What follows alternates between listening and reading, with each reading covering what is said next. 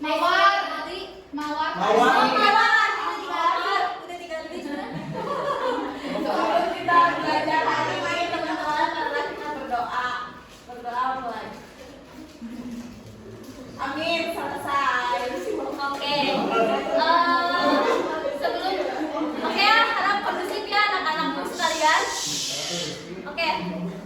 Sebelum kita mulai pembelajaran hari ini, Ibu mau nanya, ada yang ingat gak materi minggu kemarin itu apa? Tentang apa? Oke, Hani. Tentang peran dan kehidupan pemerintah pusat dalam mengayomi mengatur administrasi sistem pemerintahan dan organisasi pemerintah pusat. Oke, jadi kan materi kemarin itu kedudukan dan peran pemerintahan pusat. Sekarang Ibu punya gambar ya? Sekarang Ibu punya gambar. Ada yang tahu nggak ini siapa? Tahu.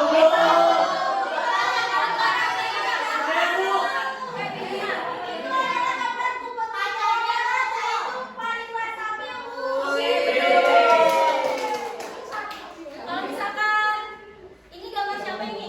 Saya Bu, gubernur Namanya? Oke, betul. Nah, kalau misalkan ini siapa? Anak Bapak Jokowi. Ah, salah. Oke, oke.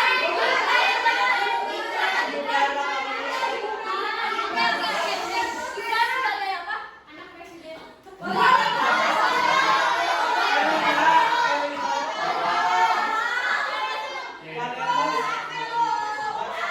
Ya, satu lagi. Ini ada yang tahu siapa? Tahu. Siapa? Ayah Bandung. Namanya? Ayana.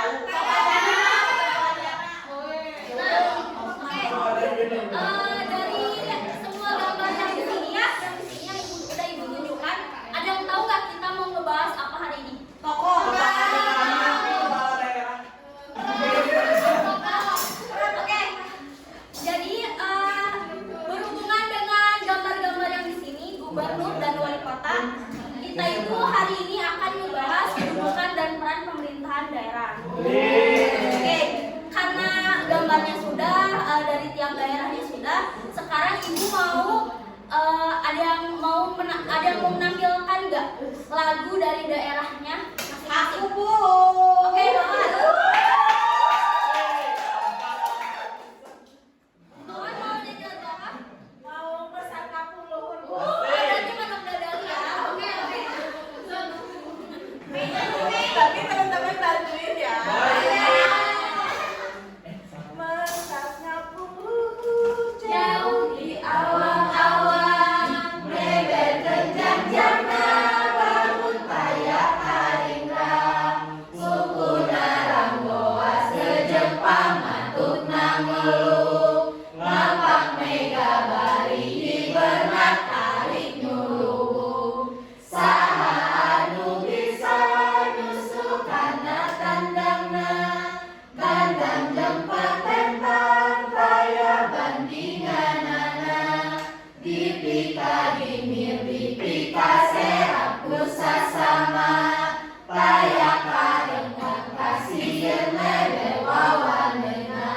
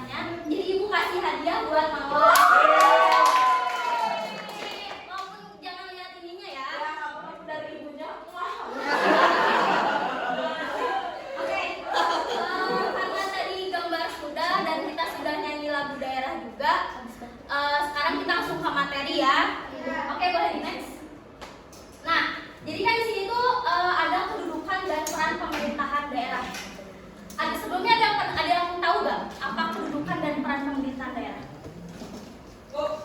Apa? Tadi?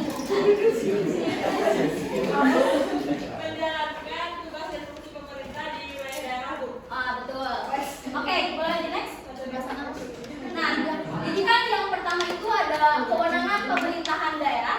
Jadi kewenangan pemerintahan daerah itu adalah penyelenggaraan urusan pemerintah daerah oleh pemerintah daerah dan DPRD menurut asas otonomi dan tugas pembantuan dengan prinsip otonomi seluas-luasnya dalam sistem NKRI sebagaimana dimaksud dalam Undang-Undang Dasar Negara Kesatuan Republik Indonesia tahun 1945. Thank you. Nah, untuk daerah itu sendiri dipimpin oleh kepala daerah, untuk provinsi dipimpin oleh gubernur, untuk kabupaten dipimpin oleh bupati, dan kota dipimpin oleh wali kota. Nah, sekarang aku mau tanya, ini tadi siapa? Sebagai apa? Wali Kota Bandung. Kalau wali kota berarti dia memimpin apa? Kota. Kalau misalkan ini Ridwan Kamil.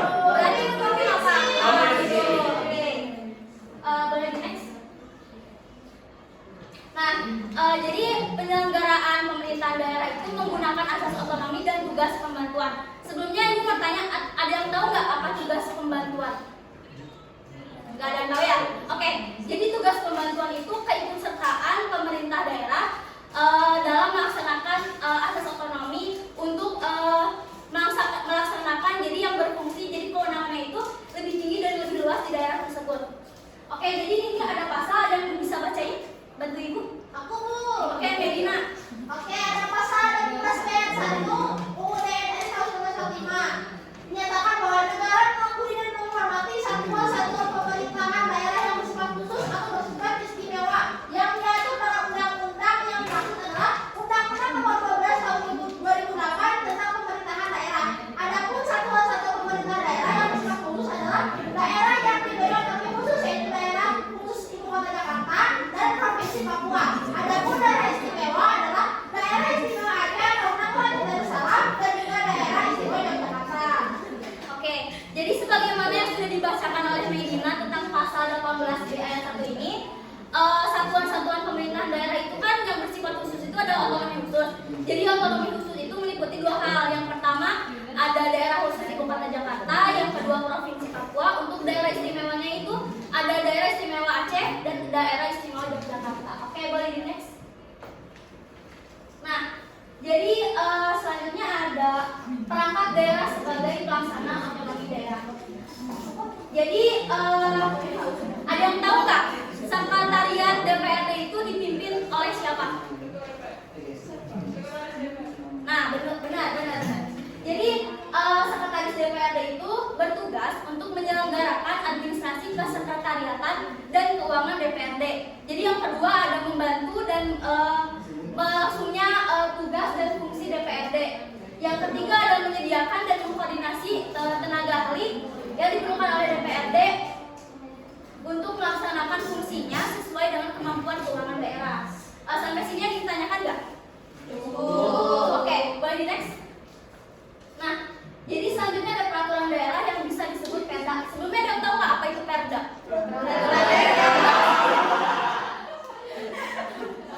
Oke, jadi perda ini dibentuk dalam rangka penyelenggaraan otonomi daerah, provinsi, kabupaten, kota, dan tugas pembantuan. Penjabaran perda ini, jadi perda ini dijabarkan dari perundang-undangan yang lebih tinggi dan lebih luas dan mempunyai ciri khas masing-masing tiap daerah. Nah, jadi kan perundang-undangan ini lebih tinggi dan lebih luas, jadi tiap daerah itu pasti ada ciri khas masing-masing dan tiap daerah pasti mempunyai peraturan daerahnya masing-masing. Terus yang ketiga, perda itu diundangkan dari lembaran daerah, sementara kepala peraturan daerah itu diundangkan dari berita daerah. Oke, boleh di next. Nah, yang terakhir ada keuangan daerah. Jadi ada yang tahu nggak hak-hak daerah itu diberikan meliputi apa saja? Ada yang tahu nggak? Nah, oke, dijelaskan ya. Jadi daerah itu diberikan hak, yaitu diberikan hak mendapatkan sumber keuangan. Yang pertama ada kepastian tersedianya pendanaan dari pemerintah. Yang kedua ada wewenangnya memungut pajak dan retribusi daerah serta membagi hasil dari sumber-sumber nasional. Dan yang terakhir ada berhak mengelola kekayaan di wilayah tersebut. Jadi sumber pendapatan daerah itu kan yang pertama pendapatan asli daerah. Pendapatan asli daerah ini tuh ada hasil pajak daerah, retribusi daerah, dan hasil pengelolaan kekayaan. Terus dana perimbangan itu ada dana bagi hasil, dana alokasi khusus, dan dana alokasi umum. Dan yang terakhir pendapatan daerah lain. Oke, sampai sini ada yang ingin ditanyakan nggak? Cukup ya. Oke, jadi dari kelima materi ini, Ibu akan menyuruh kalian membagi 2 kelompok yang sudah Ibu bagikan kemarin. Jadi kalian bikin mind map. Kalian udah tahu mind map kan? Mind map itu kan kerangka berpikir. Jadi kalian tuh masukin satu materi yang udah ada 5 materi. Jadi pilih satu aja, masukin ke mind map tersebut. Jadi kalian pilih hal apa saja, misalkan ini keuangan daerah, hal apa saja yang meliputi keuangan daerah tersebut. Nah, oke. Sekarang Ibu bagi HPS-nya untuk 2 kelompok. Nih, kelompok 1, ini kelompok 2. Oke, jadi untuk pengerjaan mind mapping-nya sama Ibu dikasih waktu 5-10 menit. Kalian kerjain sesuai kreasi dan kerja sama kalian. Kalau misalkan ada yang tidak dimengerti, boleh tanyakan kepada Ibu.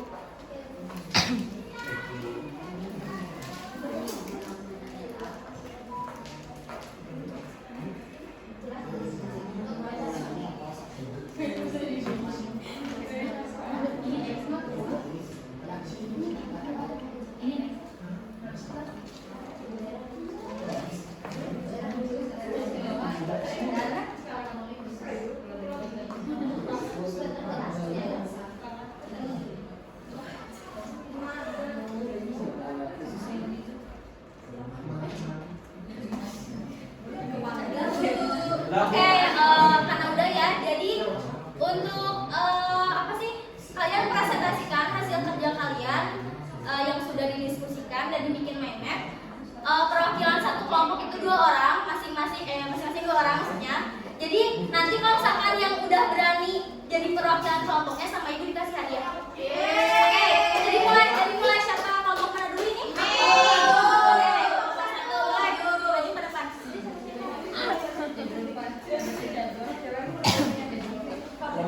Langsung ya. Oke, dengerin ya, semuanya dengerin. Oke, teman-teman, kami dari kelompok 1 akan mempresentasikan mengenai daerah khusus, daerah istimewa, dan juga otonomi khusus. Oke, yang pertama dari saya dulu ya. Selanjutnya akan dikelola sama saya. Yang pertama ada DKI Jakarta. Provinsi DKI Jakarta berperan sebagai ibu kota negara kesatuan Republik Indonesia yang memiliki kekhususan tugas, hak, kewajiban, dan tanggung jawab tertentu dalam penyelenggaraan pemerintahan dan sebagai tempat kedudukan perwakilan negara asing serta pusat untuk perwakilan lembaga internasional. Lalu yang kedua ada DIY atau Daerah Istimewa Yogyakarta. Adalah wewenang tambahan tertentu yang dimiliki DIY selain wewenang sebagai badan ketentuan undang-undang tentang pemerintahan daerah. Pengakuan keistimewaan provinsi DIY juga didasarkan pada penilaiannya dalam sejarah perjuangan nasional. Lalu akan dijelaskan oleh teman saya. Oke, selanjutnya ada daerah Negeri Aceh Darussalam. Kewenangan khusus pemerintah daerah Negeri Aceh Darussalam meliputi penyelenggaraan kehidupan beragama dalam bentuk pelaksanaan syariat Islam bagi pemeluknya di Aceh. Lalu ada Provinsi Papua, yaitu otonomi khusus bagi Provinsi Papua adalah kewenangan khusus yang diakui dan diberikan kepada Provinsi Papua, termasuk provinsi hasil pemekaran dari Papua. Nah. Oke, tepuk tangan semuanya.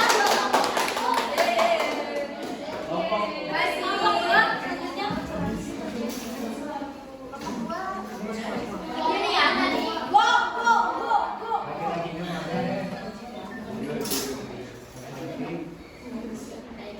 Yeay, bagus banget sih.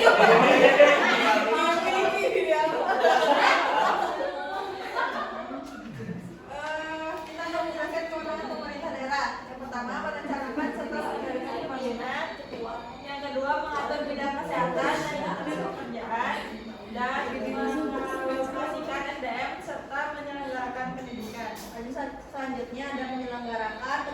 umum dan